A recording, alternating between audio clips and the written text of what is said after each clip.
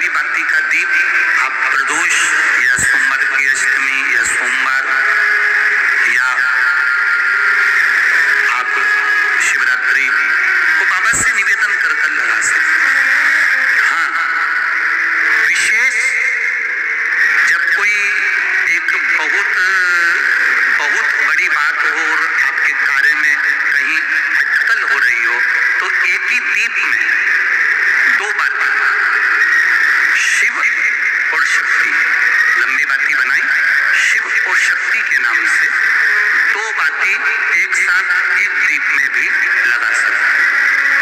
पर कब?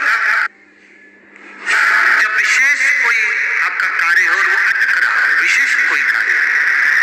और आप बाबा से प्रार्थना कर रहे हो, तो दो बाती का भी प्रयोग आप कर सकते हो। ऐसे शिव तत्वों को जान दीजिए।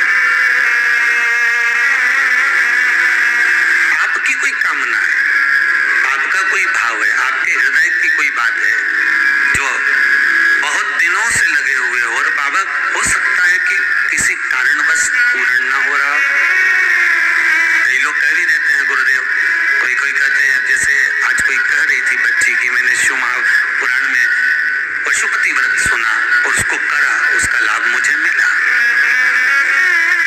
मेरे पति ने भी करा, उसका भी लाभ मुझे मिला। पर एक काम गुरुदेव ऐसा अटका हुआ है कि वो काम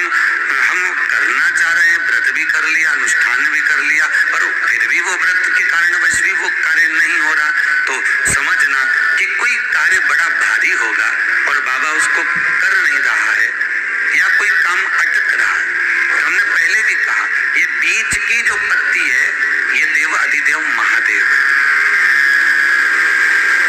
ये ब्रह्मा, ये विष्णु, इन दोनों पत्ती के मिलन से लेकर इस पत्ती के बीच की जो डंडी है, ये नीचे की डंडी का वर्णन नहीं कर रहे हैं, इन दोनों पत्तियों के बीच में जो डंडी है बची हुई, जो तीनों के बीच में एक डंडी का जो भाव है, ये माता जगत जननी जगदम्बा माता पार्वती है। इस डंडी के नीचे का जितना भाग है ये 33 कोटि देवताओं को दर्शाता है। बेलपत्री पिछले वर्ष की श्रावण की कथा यदि आप निकालेंगे और उसको पेज पर जाकर आप सुनेंगे तो आपको प्राप्त होगा कि उसमें भी कहा था कि जब आप पशुपति व्रत कर रहे हो या कोई नियम धारण कर रहे हो या कोई आपने नियम उठा रखा है और वो कार्य आपका हो ही नहीं रहा, आपने 2 बार पशुपति व्रत कर लिए, आपने ये कर लिया, आपने प्रदोष कर लिया, आपने सोमवार कर लिया, आपने सारे अनुष्ठान कर लिए, बहुत सारे उपाय भी करे तो भी नहीं हो रहा है, तो इस बीच वाली पत्ती पर शहद लगाकर बाबा का जो शिवलिंग है उस शिवलिंग को इसको छुआ दीजिए या उससे चिपका दीजिए और उस पर अपनी हथेली रखकर कामना कर कर वापिस घर को आ जाइए। बाबा आपकी वो मुराद शीघ्र 3 महीने के अंदर पूरा कर ही देता है। ये तिथियों में स्मरण करिए जरा, ठीक है? पहला शिवरात्रि हर महीने आती है, प्रत्येक महीने शिवरात्रि। दूसरा सोमवार की अष्टमी हर महीने नहीं आती, साल में 3 या 4 आती। और तीसरा प्रदोष, ये हर महीने आता है। जब आपके हृदय में कभी कोई बात आ जाए कि बाबा आज मेरा मन ये कह रहा है पर आपको सुनना है बाबा, आपको सिखाना है बाबा, आपको मेरे मन की बात जानना है बाबा, बस हाथ में चंदन लगाया, बेलपत्री का भाग इस तरह से पकड़कर शिव जी से अपने हृदय की बात कहकर, मेरे देवाधिदेव महादेव से दिल से कहकर अशोक सुंदरी वाली जो जगह होती है, आपको बताया है अशोक सुंदरी का जो स्थान होता है ये शिवलिंग या अशोक सुंदरी की जगह, इस बेलपत्र को अशोक सुंदरी वाली जगह पर जहाँ शिवलिंग है, शिवलिंग की साइड पर पहले नंबर की पत्ती का मुख होना चाहिए, बस उसको रख दीजिए और उस पर थोड़ी देर हाथ रखकर अपने हृदय की बात मेरे महादेव को दिल से कहकर आ जाइए। अगली सोमवार की अष्टमी या अगला प्रदोष या अगली शिवरात्रि जब आती है, मेरा महादेव आपकी मनोकामना का भाव मुख लगे। और सोमवार की अष्टमी पड़ जाए, क्या पड़ जाए सोमवार की, जम के बोलो जरा, अष्टमी। या तो सोमवार की अष्टमी पड़ जाए या हर महीने शिवरात्रि आती है, हर महीने आती है, या तो सोमवार की अष्टमी पड़ जाए या फिर सोमवार की शिवरात्रि पड़ जाए, हर महीने आती है। प्रयास करना। कहीं से देसी गाय का दूध मिल जाए, थोड़ा सा दूध देसी गाय का मिल जाए, थोड़ा सा,